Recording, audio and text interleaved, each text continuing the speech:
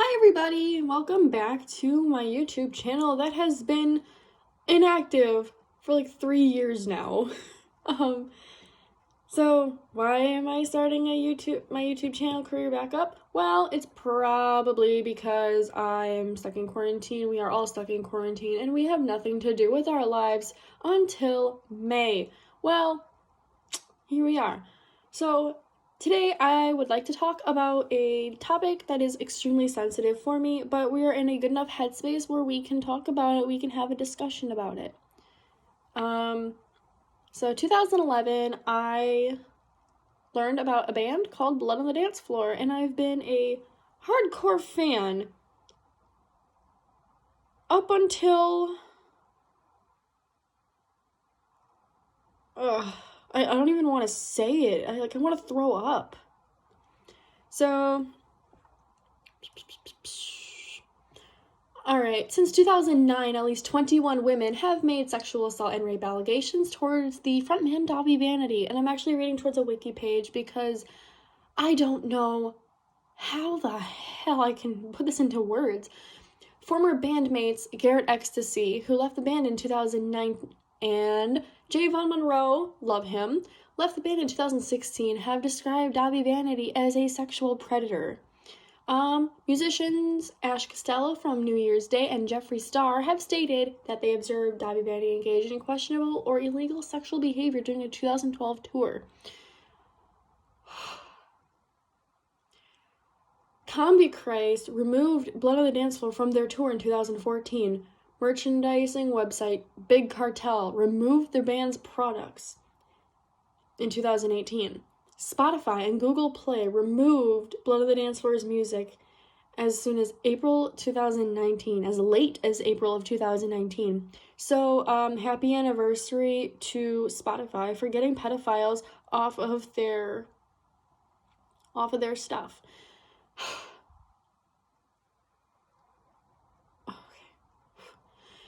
Dobby's responded to the accusations on multiple occasions, usually with denial or evasion.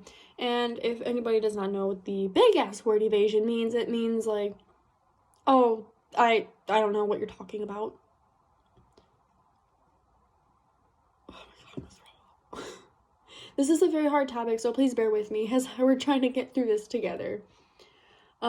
Chris Hansen is currently doing an investigation on Dahvie Vanity, including having multiple interviews with Dahvie's victims, and they come forth with details about the damage that he has inflicted. So one of the, I'm getting goosebumps right now, and I'm trying not to scratch at my tattoo. So I got 4 tattoos since I turned 18. And I'm just, trying not to, like scratch against it because that's, a nervous tick for me. So, one of the victims was known as Jessie Slaughter. Well, Jessie Slaughter is also known for the "You done goofed" video of her dad screaming at the camera saying, "You done goofed, don't touch my daughter, don't go near my daughter, I know where you live, I'm gonna get the cyber police on you." That is what she's pretty much known for. If anybody's known it, yeah, that's what it is. Well, Jessie Slaughter now goes by Damian Leonhardt, and their pronouns are they, them. And, they talked to somebody on YouTube that goes by Rebzilla, and I was watching it. I am halfway into this video, into this interview, and I'm about to throw up. If I didn't... Oh my god, it's so bad. Damien said that, well, as Jessie Slaughter met Dahvie when they were 10 years old, and 10! This is setting it in. It's literally setting into my brain right now.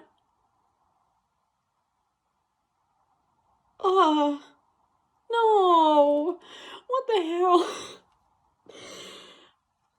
I'm on the brink of tears. I'm on the brink of wanting to go all the way over and already just land his ass in jail. He needs to either get murdered or put in prison. Like, this is awful. So, yeah, Jesse Slaughter says that they met Dahvie Vanity when they were 10 years old, and Dobby had them perform sexual acts on him, and what they thought was normal, like normal behavior for, I guess, couple or friends with benefits or whatever. Oh my god. I want to cry from this. So,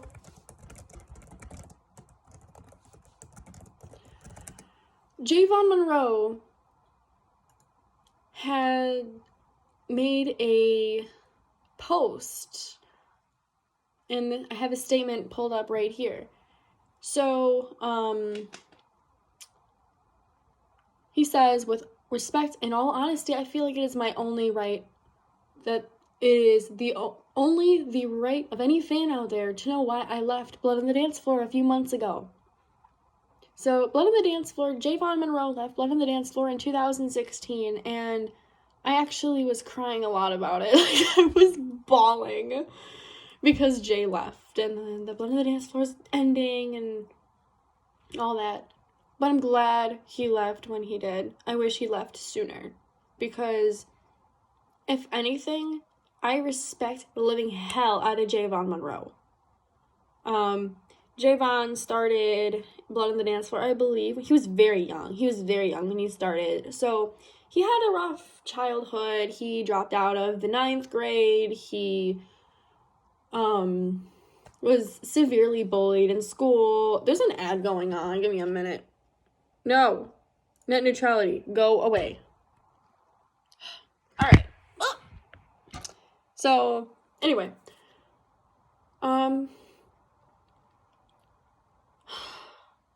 As an artist who has changed not only how they look physically, but how they think, write, and create, Jayvon began to feel constricted and creatively limited by the other half of the group. It started around 2014 after we've had made some progression of having a real message for young people who made up 80% of the fan base. Music sales started to go down because streaming had become the new way of listening to music instead of the iTunes downloads. Dobby panicked and insisted on writing material that was based around the older concept of Blood on the Dance Floor. Unnecessarily offensive and overly sexual. When your fan base is made of teens, these are usually subjects you'd want to avoid. When Jayvon joined at 18, he didn't feel that inappropriate about it until he became a little older and felt like a pervert singing these songs to kids. So, oh my god. I believe it was in 2014, 15. I don't remember when it was. I don't remember the year that I saw Blood on the Dance Floor live. But after bothering the living hell out of my parents to go see Blood on the Dance Floor, my dad finally took me to go see BOTDF. Saw Millionaires there too, and their partner Haley Rose. And it was actually a lot of fun. Like, I enjoyed myself. But my dad is up on the balcony. He's just like, what the fuck?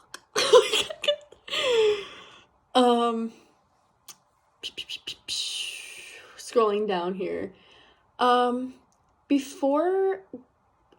In 8th grade, going into 8th grade, I was bothering the living hell out of my parents. Like, I really want to go see Blood on the Dance Floor at the Vans Warped Tour in 2012. Yeah, it was 2012 when I wanted to go see them.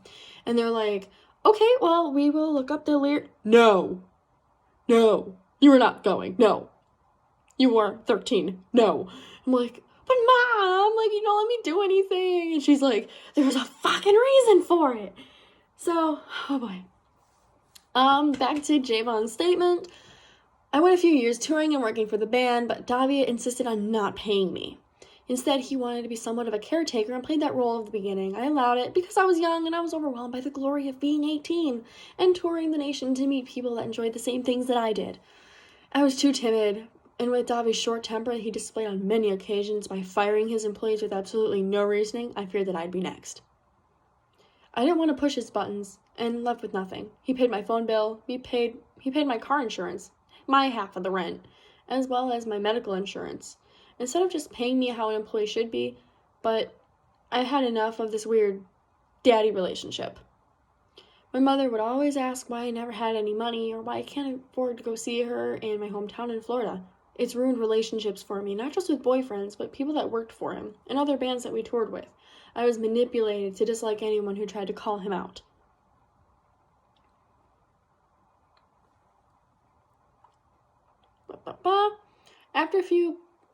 At some point, a few years into the band's career, I had a long talk with him about maybe just paying me so he didn't have to take care of me all the time. He gave in and put me on a retainer that was mostly late or incomplete to our agreement. Instead, he kept me under his thumb so as to make sure I couldn't leave and I was codependent on our relationship. When the band had a manager, he became responsible for paying me, and it lasted for almost a year until the manager was fired. There were times where I literally had nothing, yet Dobby was spending lavishly on ridiculous novelties, custom-made clothing, and flying random girls in to stay and live with us. I finally started to work independently after getting permission from Dobby in late 2014, and that's how I stayed alive. So what happened in 2014 was that Jay says, hey, let's explore what we can do as individual artists for a while and see what we can create. Jayvon Monroe did, I think it was called Jayvon. Yes, it was Jayvon that he did. And he had this beautiful album that he created. It was pure. It was him. It was authentic. With Dahvie, he went his own route and did, I believe, what was it called? Solo album. And I spelled album wrong. Cool.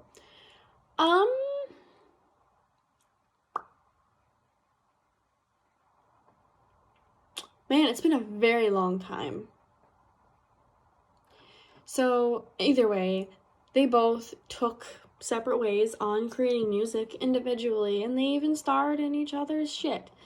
Jayvon appeared in some of Dobby's Skull Kid stuff. Oh my god. This whole thing's a mess, and it just all adds up great.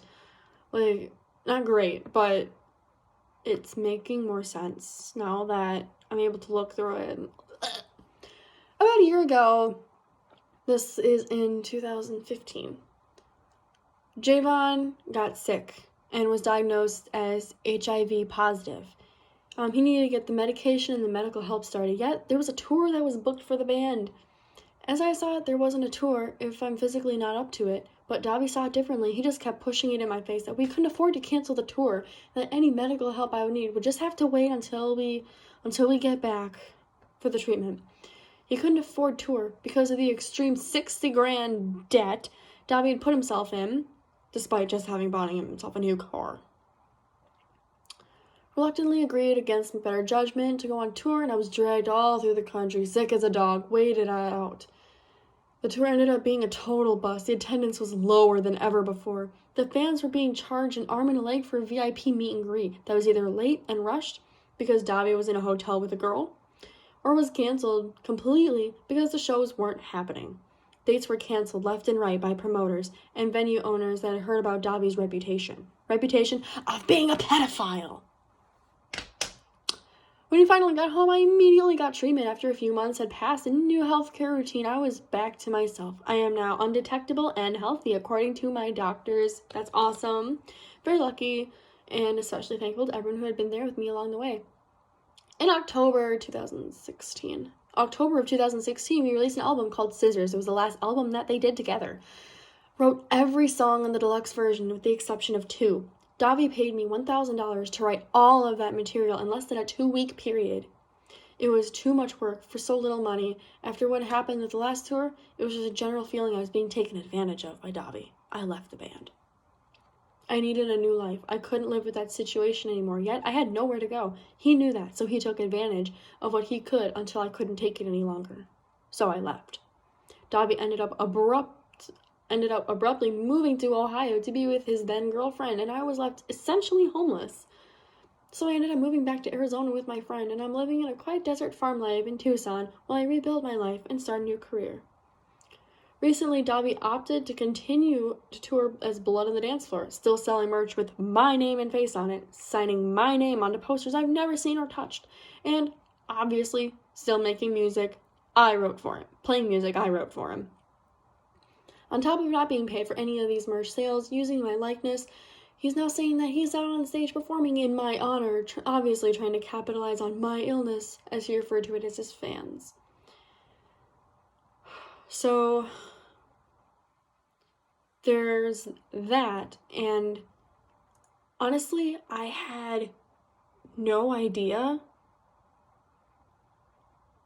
that all this was happening because I was just kind of a dumb teenager and I wasn't really looking out, I guess. So in 2017,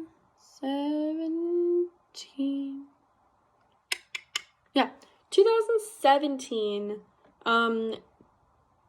Dahvie got into a relationship with somebody named Fallon Vendetta. She was great. She has beautiful vocals. And she was a really good partner, but they broke up in 2019. Then, after that, Dobby's music was removed from Spotify. I had no clue. I've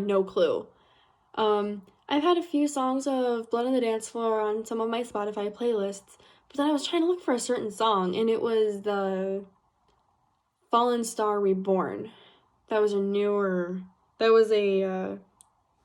redo of one of their oldest songs that Dahvie wrote for an ex-girlfriend who apparently died in a car crash.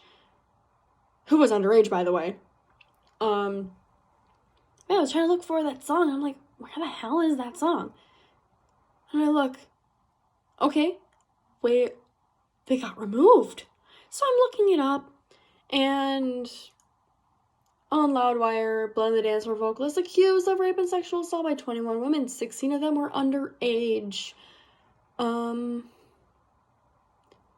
This is as young as 2007, with a 14-year-old when he was 22.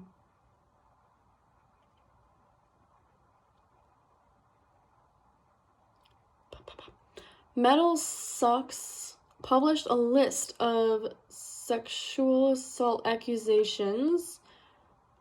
Huffington Post began investigating, speaking to 12 women in 2018. The women detailed incidents involving, not saying this out loud, 2 of the accusers said that they were 13 years old. There was another one. Okay, hold up. 16 of them were minors, 17 are quoted with their real names. I can't even read. So, okay.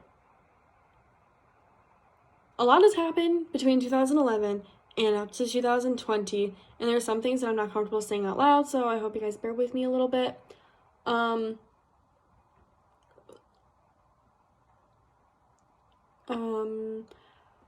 So when I was, I think it was 2012, 2013, I used Facebook to be friends with other Blood on the Dance Floor fans, and there was one who said, hey, I have a picture of Dahvie Vanity that he sent to one of my friends, and my friend showed this one to me, but you have to promise not to show anybody. I'm like, okay.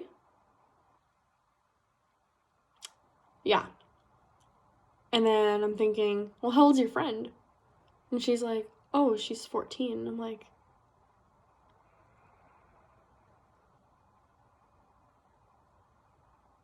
oh.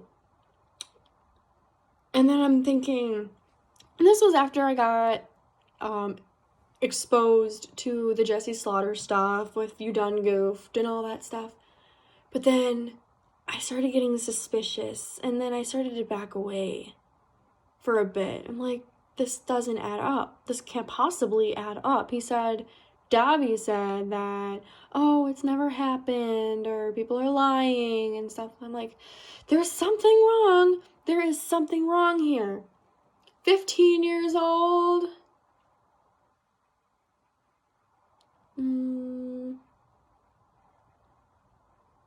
Oh, there's a report.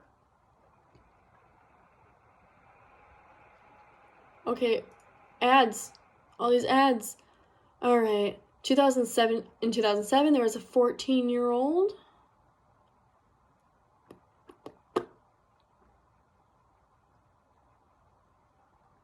Oh my god.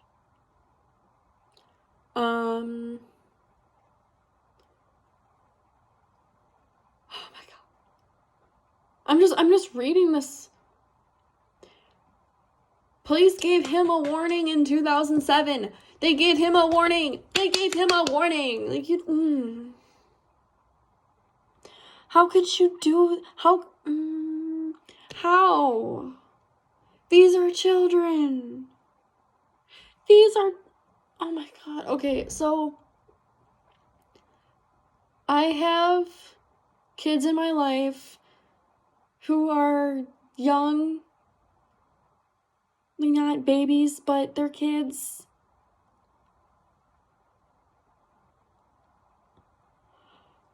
What the fuck? What the actual fuck?